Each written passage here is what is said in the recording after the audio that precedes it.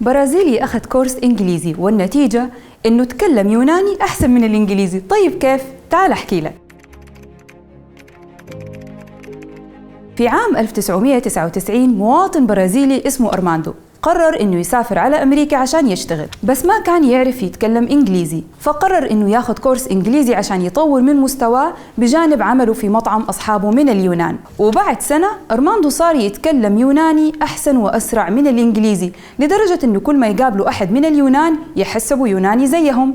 طيب إيش اللي صار؟ كيف أتعلم يوناني أسرع من الإنجليزي مع إنه كان ياخد كورس إنجليزي وكمان عايش في بلد تتكلم إنجليزي؟ السر اللي سواه أرماندو إنه كان قاعد يركز على الجمل والمواضيع والتعبيرات اللي يسمعها كل يوم من اليونانيين، يحفظ هذه الجمل ويكررها ويستخدمها معاهم. جمل زي صباح الخير، فين حنروح، إيش حناكل، وين حنسافر.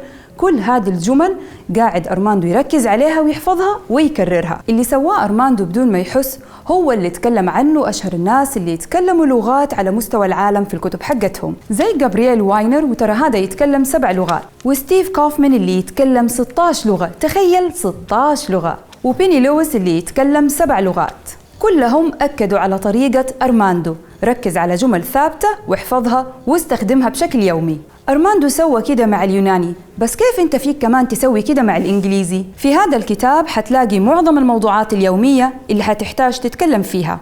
طيب ليش؟ لأن اللغة مرة كبيرة. خليني أسألك سؤال، تعتقد أنه أرماندو لما تكلم يوناني كان يتكلم في الموضوعات حق الكيمياء الحيوية أو الاقتصاد؟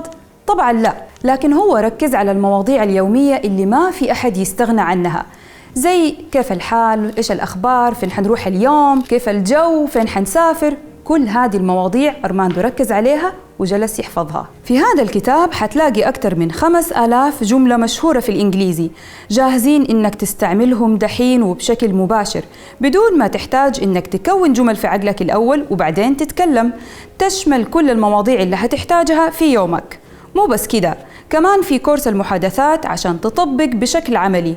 كمان جوا الكتاب حتلاقي جزء مخصوص عن البزنس انجلش عبارة عن 140 صفحة عن الميتينجز وكيف ترسل ايميل وتسوي برزنتيشن وكمان كيف تتكلم في الانترفيو. وعشان أبغاك تطبق فوراً حتلاقي مع الكتاب كتيب خطة المذاكرة. هذا الكتيب بيشرح لك إيش تذاكر وكيف تذاكره وكمان مدة المذاكرة، يعني ما حتحتاج تركز في أي حاجة، بس طبق.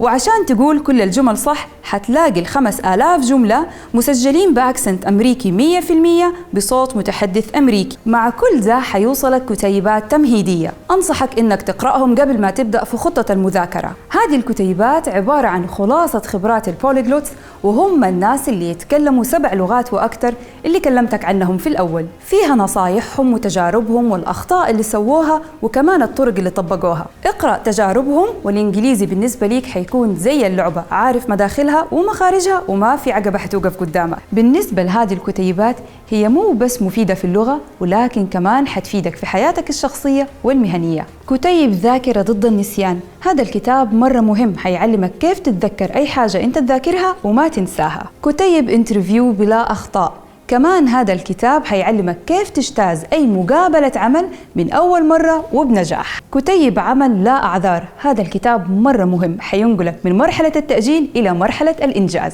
وأخيراً كتاب 51 قانون في التفاوض، كتاب مرة مهم، هيعلمك كيف تكسب أي عملية تفاوض أنت تبغاها. هذه الباكج حتخليك زي أرماندو، بس بدل ما تتعلم يوناني حتتعلم إنجليزي. إيش مستني؟ اطلب الباكج دحين واستثمر في نفسك توصلك إلينا البيت.